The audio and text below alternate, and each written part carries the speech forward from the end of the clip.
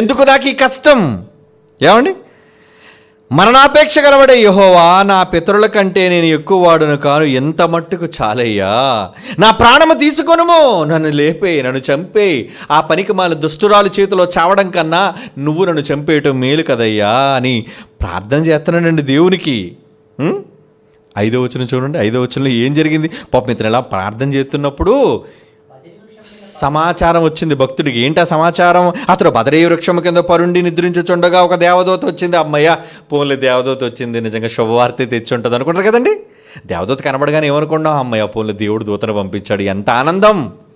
ఏదో వెసులుబాటు నాకు ఉంది. ఆ పనికి మానేది చచ్చిపోయిందనో, లేదా నన్ను ఎక్కడికో తప్పించేస్తున్నాడనో, ఏదో శుభవార్త నాకు చెప్తాడని పాపం అనుకున్నప్పుడు ఆ దూత వచ్చి ఏం చెప్పిందటండి? లేచి అతన్ని ముట్టి, లేచి భోజనము చేయి. నాయన ఏలియా లేవయ్యా. అదిగోండి, దేవదూత వచ్చి లేపుతుంది ఏలియాని అరణ్యంలో. ఏమని లేపుతుంది? నీవు లేచి భోజనము చేయమని. భోజనం చెయ్యు ఏలియా, భోజనం చెయ్యండి అయ్యగారు, భోజనం చేయండి. ఎందుకు భోజనం చేయమన్నాడు? ఆహా, అలిసిపోయినానా? కాదండి, తర్వాత చెప్తుంది చూడండి అసలు విషయం. పడుకున్నాడు మహానుభావుడు అరణ్యంలో. పడుకున్నప్పుడు అయితే యెహోవా దూత రెండో మారు వచ్చి అతనిని ముట్టి, నీ శక్తికి మించిన ప్రయాణం ఉన్నది, సిద్ధముగా ఉంది, నీ శక్తికి మించిన ప్రయాణం ఉంది, లేచి అన్నం తినయ్యా. దేనికి అన్నం తినమంటుంది? ఇంకా నువ్వు వాకింగ్ ఉందయ్యా, చాలా రన్నింగ్ ఉంది నీకు, రన్నింగ్ రేస్. ఎప్పటికే ఒక రోజు 24 గంటల ప్రయాణం చేసి ఈ మూలకొచ్చి బదరీ వృక్షం కింద నేను అలసిపోయి పడుకుంటే దేవదూత అమ్మ నువ్వేటమ్మా నన్ను లేపు మరలా అన్నం తినమంటున్నావు, నా మీద ఉన్న ప్రేమతో అనుకున్నాను. ఇంకా ప్రయాణం ఉందా? అమ్మో, నా వల్ల కాదు ఈ ప్రయాణం. నిజమర్రా, కొన్నిసార్లు అంటే మేమే విమానాల్లోనూ, కొన్ని సందర్భాలు ట్రైన్లోనూ, కారుల్లోనూ బస్ జర్నీలు చేసి అండి అలిసిపోయి చిరాకు వచ్చేస్తుంది. ఎందుకంటే మీటింగ్ తర్వాత మీటింగ్, ఎక్కడి నుంచి ఎక్కడికి వెళ్ళిపోవాలి, అక్కడి నుంచి ఎక్కడికి వెళ్ళిపోవాలి. కానీ వాళ్ళు అనుభవించిన కష్టాలు మాకేమి లేవండి. అక్కడికి వెళ్ళి ట్రైన్లో చక్కగా పడుకోవచ్చు. ఈరోజు ఎన్నో గంటల ప్రయాణం చేసింది విమానంలో, అలా ఒక అర్ధ గంటలోనూ దిగిపోవచ్చు. సుఖవంతమైన ప్రయాణం, ఏసీ లోనంతా కూడా. ఏం కష్టం అనిపిస్తున్నాండి మేము, ఏం బాధలు అనిపిస్తున్నాండి ఈరోజు ప్రయాణ సౌకర్యాలు. ఏమండి, బస్సులో కూడా మీరు ఎక్కి చేసేది ఏముంది? అలా కునుకుపాట్లు పడుతుంటారండి. బస్సు ఎక్కిపోయి కారు ఎక్కి కునుకుపాట్లు పడేవాళ్ళు ఉంటారు, బస్సు ఎక్కి కునుకుపాట్లు పడేవాళ్ళు ఉంటారు. విమానంలో అర్ధ గంటలు కూడా పడుకుని పోయిన మహాభక్తులు ఉంటారండి. అంటే అంత బిజీయా? నిద్ర కరువాసిపోయారు మరి. ఏమండి, నిద్ర లేదు వాళ్ళకి. దేవుని పిల్లలారా, నిజంగా ప్రవక్తతో ఏలియాతో ఏం చెప్తుందండి దేవదూత? అయితే యెహోవా దూత రెండో మారు వచ్చి మొదటిసారి చెప్పింది 6వ వచనంలో చూడండి ఏమంటున్నాడు? అతడు చూచినంతలో అతని తల దగ్గర నిప్పుల మీద కాల్చబడిన అప్పము నీళ్ల బుడ్డియు కనబడిన కనుక అతడు భోజనం చేసి తిరిగి పడినాడు. అబ్బా, భోజనం తెచ్చావా దేవదూత, ఎంత మంచి పని చేసావమ్మా, చక్కగా వాటర్ ఇచ్చావు, మంచి అప్పం కాల్చి ఇచ్చావు, నాకు మంటతో కాల్చి ఇచ్చావు, చాలు ఇంకా హ్యాపీగా రెస్ట్ తీసుకుని పడుకుంటానని మళ్ళీ పడుకుని పోయాడు. నువ్వు బాబు నీకు రొట్టె తెచ్చింది, నీళ్లతో సీసాని ఇచ్చింది, దేనికి ఇచ్చాను నేను?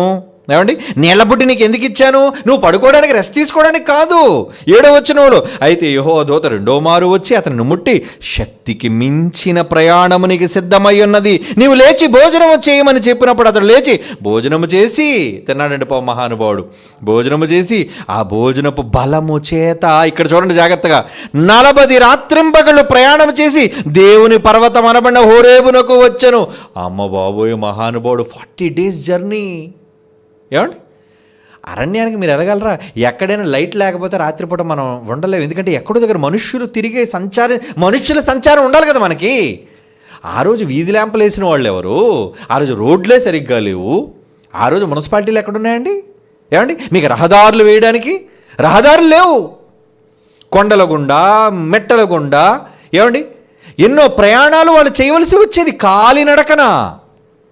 మళ్ళీ గొప్పోళ్ళు కాదు కదా, గుర్రాన్ని కొనుక్కొని గుర్రానికి డెక్కలకి జాగ్రత్తగా ఇనప డెక్కలు వేసి, ఏమండి, పోను గుర్రాన్ని నువ్వు తీసుకెళ్లాలన్నా గుర్రానికి గుగ్గిళ్ళు ఇవ్వాలి, గుర్రానికి నీళ్ళు ఇవ్వాలి, గుర్రాన్ని మేపాలి. పాపం అంత ఖర్చు లేక 40 రోజులు ప్రయాణం అటండి. ఏమండి, దేవుడు చక్కగా ఏ గుర్రాన్నో పంపించచ్చు కదండి. దేవుడికి ఏం కరువు గుర్రాన్ని ఇవ్వడం కోసం? గుర్రాలు కూడా ఆయన సృష్టే కదా. ఒక ఒంటనో కనీసం గుర్రం కాదండి, ఒక గాడిద నవ్వచ్చు కదా మెల్లిగా నడుచుకుంటూ. ఈ నడకేదో ఆ గాడిద కాళ్ళతో నడుచుకుంటూ వెళుతుంది. నో, నువ్వు నడాలి. భక్తుడు కదా నువ్వు, ఏలియా, అగ్నిరథాలు వస్తాయా నీకోసం? అగ్నిరథాలు ఎందుకు వచ్చాయి? అగ్నిరథాలు ఆయనకి ఎంతకాలం లిఫ్ట్ ఇస్తాను రా, కమాన్ లిఫ్ట్ ఇస్తాను నీకు. ఎంతవరకు నడిచి అలిసిపోయావు కదా, నా కోసం నడిచి అలిసిపోయావు కదా, నా నామాన్ని ఘనపరచడం కోసం రోషం కలిగిన వీరుడు కదయ్యా నువ్వు. చంపుతానని అహాబు రాణి ఈ బెదిరింపులకు లొంగకుండా తప్పించుకొని నీ ప్రాణాన్ని బిగబట్టుకొని సవాలు చేసేవి వాళ్ళతో. రాణి దగ్గరికి వెళ్ళి చెప్పాడు, రాజుతో వెళ్ళి చెప్పాడు, రే మీరు దేవునికి విరుద్ధంగా ప్రవర్తిస్తున్నారు, కబడ్దార్. రోషము కలిగిన ప్రవక్త అండి. అంత రోషం చూపించా కదయ్యా, నా కోసం ఎన్ని రోజులు నడిచావయ్యా, కమాన్ ఇప్పుడు నీకు లిఫ్ట్ ఇస్తాను. అగ్నిరథాలు వచ్చి కొనిపోయేటండి. నిజంగా అతను డెత్, అతను మృత్యు ఎంత వండర్ఫుల్గా ఉందండి. 2 రాజుల గ్రంథం చూడండి ఒకసారి. 2 రాజుల గ్రంథం 2వ అధ్యాయం 11వ వచనం. 2 రాజుల గ్రంథం 2వ అధ్యాయం 11వ వచనం. దేవుడు లిఫ్ట్ ఇస్తున్నాడు చూడండి. దేనికో ఏమొచ్చాయట? రథాలు. ఇదిగో అగ్ని రథములు, అగ్ని గుర్రములను కనబడి వీరిద్దరిని వేరు చేసెను. అప్పుడు ఏలియా సుడిగాలి చేత ఆకాశమునకు ఆరోహణం. ఇప్పుడు లిఫ్ట్ ఇచ్చేశాడు దేవుడు. ఎందుకు లిఫ్ట్ ఇచ్చాడు? అప్పుడప్పుడు చూడండి, మనం అలిసిపోయి నడుస్తున్నప్పుడు రోడ్డు మీద ఏ ఒక్క బండి కనబడలేనప్పుడు ఎవడో మహానుభావుడు ఏసీ కారు తాపి లిఫ్ట్ కావాలా అని అడిగాడు అనుకోండి. అప్పుడు మనం ఏమంటాం? బాబోయ్ లిఫ్ట్ ఇచ్చాడు తొందరగా, నాకు లిఫ్ట్ కావాలి, నేను నడవలేను, ఇంకా అలిసిపోయాను. అందుకేనండి దేవుడు అగ్నిరథాల మీద సుడిగాల నుంచి ఎత్తేసాడు ఆయన్ని. చాలయ్యా, నా కోసం నువ్వు పరిగెత్తిన పరుగు చాలు, నా కోసం నువ్వు నడిచిన నడక చాలు, వెళ్ళిపోదాం పదా, నడుద్దాం. ఎప్పుడెవరు నా కోసం నడిచావు నువ్వు. ఏమండి ఈరోజు ఎంతమంది నీ పాదాలు సుందరములు చేసుకోవడానికి, సువర్ణాలు చేసుకోవడానికి ఎంతమంది నీ పాదాలతో ఎంత దూరాన్ని కవర్ చేస్తున్నావు నువ్వు. కొంతమంది భక్తులు ఉంటారండి, ఇంటిలోంచి బయటకు అడుగు పెట్టరండి. అడుగు పెట్టరు. వయస్సులో ఉన్నావు కదా, ఏదో వృద్ధులైపోయారు, కదలలేని పరిస్థితి, ఇబ్బందులు ఉన్నారంటే, రోగాలతో ఉన్నారంటే వేరు. నీకు ఒంటిలో సత్తు ఉండి, శరీరంలో నీకు బలం ఉండి, ఆయన కాడి మోయడానికి నువ్వు వెనకాడుతున్నావే. ఏమిటి వయసు అయిపోయిందంటే పోనేది జాగ్రత్తగా, ఎందుకంటే ఆరోగ్యాన్ని కూడా భద్రంగా కాపాడుకోవాలి కదండి. ఇప్పుడు మనం నడిచేసాం అనుకోండి, ఏముందండి, ఇప్పుడు నాకు 47 సంవత్సరాలు అండి వయసు, 47. ఇప్పుడు నేను నడిచేటట్టుగా ఎంత దూరం నడగలను? 30 ఏళ్ళు యవనస్తులు నడిచినట్టుగా నేను నడవలేను కదా. కొంత దూరం పడిపోయిన తర్వాత ముడుకులు నొప్పులు వచ్చేస్తాయి, సొమ్మసిల్లిపోతాను, నాకు బీపీ ఎక్కువైపోవచ్చు. ఏమండి దేవుడి దేవులు ఎప్పటివరకు బీపీ షుగర్ నాకు లేకపోయినా నేను చేయగలిగిందే నేను చేయగలను. ఎందుకంటే నా వయసు కొంత దాటిన తర్వాత నన్ను అనుకూలించదు. కానీ నిజంగా మీలో ఎంతోమంది యవనస్తులుగా ఉన్నారు, ఎంతోమంది యవనరాండ్రుగా ఉన్నారు. దేవుని కోసం ఎంత వంగి పని చేయగలుగుతున్నావు, దేవుని కోసం ఎంత నడిచి పని చేయగలుగుతున్నావు. ఆ రోజు భక్తుల శ్రమానుభవం తీసుకో. పరుగులు తీశారు దేవుని కోసం, అరణ్యాల్లో నడుచుకుంటూ వెళ్ళారు దేవుని కోసం, దేవుని మాట వినిపించడం కోసం. వారి శ్రమానుభవం, వాడు ఓపికను మాదిరిగా తీసుకోమంటున్నాడండి. అందుకే ఇందులో మనకి ఇర్మియా కనబడ్డాడు, ఇందులో మనకి హెజ్కేలు కనబడ్డాడు, ఇందులో మనకి ఏలియా కనబడుతున్నాడు. వీళ్ళు భక్తుల జీవితాలన్నీ చదువుతున్నప్పుడు నిజంగా ఆ భక్తులులా మనం ఉండగలుగుతున్నామా? 40 రాత్రింబగళ్ళు నడిచాడటండి. 40 రోజులు నడవడం అంటే, అందుకే కాకుల ద్వారా భోజనం పంపించాడు. పక్కన ఏ మనిషి లేడు, ఒంటరి నడక, ఒంటరి ప్రయాణం. ఈరోజు నీతో పాటు ఎందరో నీ చుట్టూ వస్తున్నారే, నీతో పాటు ఎందరో నువ్వు తీసుకుని వెళుతున్నావే, గుంపుగా వెళుతున్నావే, నీకు వాళ్ళకి ఎంత తేడా. కానీ వాళ్ళు ఒంటరిగా చేసిన ప్రయాణం కనుక నీ మీద 1000 రెట్లు వాళ్ళకి ప్రతిఫలం.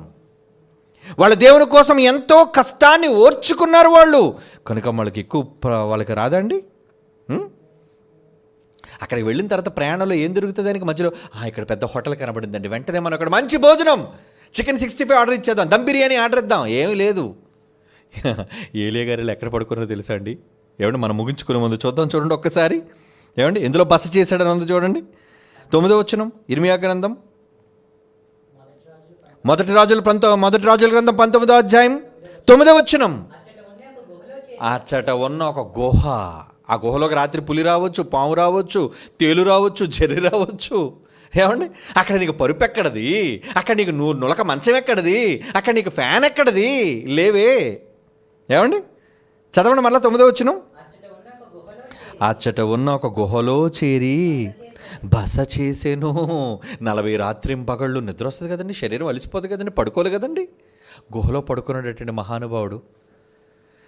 ఏమంటే నిజంగా ఈ సందర్భంలో నాకు ఒకటి జ్ఞాపకం వచ్చిందండి. చిన్నప్పుడు నిజంగా జైశాలి గారు, మేము చిన్నపిల్లలుగా ఉన్నప్పుడు, అప్పుడు నేను ఇంచుమించు 7వ తరగతో 8వ తరగతో చదువుతున్నప్పుడు ఇక్కడే శ్రీకాకుళం దగ్గరికి, తర్వాత తూర్పుగోదావరి అనేక ప్రాంతాలకి సువార్త కోసం మేము వెళ్ళిపోయినప్పుడు అండి, విశాఖపట్నం నుంచి బయలుదేరిన బస్సు తెల్లవారుజామున 3 గంటలకు దించేసిందండి. ఆ తర్వాత మేము వెళ్ళవలసిన ఒక పల్లెటూరికి బస్సు లేదండి.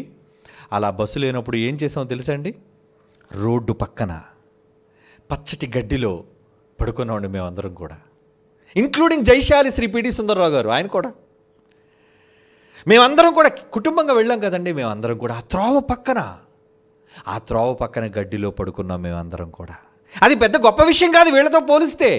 ఎక్కడో సముద్రంలో ఒక చిన్న నీటి చుక్క లాంటిది, అదే పెద్ద శ్రమ కాదు.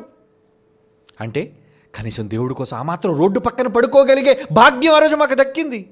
ఎన్ని పొలాలు గట్లంబడ నడిచాం, ఎన్నో ప్రాంతాలకు వెళ్ళాం, ఎన్నో కరపత్రాలు ఇదిగో ఈ చేతితో పంచామండి. ఎన్నో కరపత్రాలు చీయని తృణీకరించిన వాళ్ళు ఎంతోమంది, పొండే మీకు పని పాటు లేదని గెంటేసిన వాళ్ళు ఎంతోమందిని చూసామండి. ఎన్నో గ్రామాలకు వెళ్ళామండి, ఎన్నో పట్టణాలకు వెళ్ళామండి. ఎంతోమంది అవమానించారు, ఎంతోమంది స్వీకరించారు, ఎంతోమంది తృణీకరించారు. ఇవన్నీ మా జీవితాల్లో పాఠాలు నేర్చుకున్నాం. కొన్ని సందర్భాల్లో కరపత్రాలు తీసుకుని వెళ్తే, ఏరా మీకు పని పాటు లేదా, కరపత్రాలు పంచి మత ప్రచారం చేస్తున్నారా? అవమానంగా, అయ్యా మీకు నచ్చితే తీసుకోండి, లేకపోతే వచ్చేయండి. ఇప్పుడు పేరుకు జాయింట్ డైరెక్టర్, ఇప్పుడు పేరుకు ఒక ఉన్నత స్థాయి, కానీ ఆ రోజు ఒక కరపత్రం ఇవ్వడానికి వెళితే గెంటి వేశారు, తృణీకరించారు. అవునారా?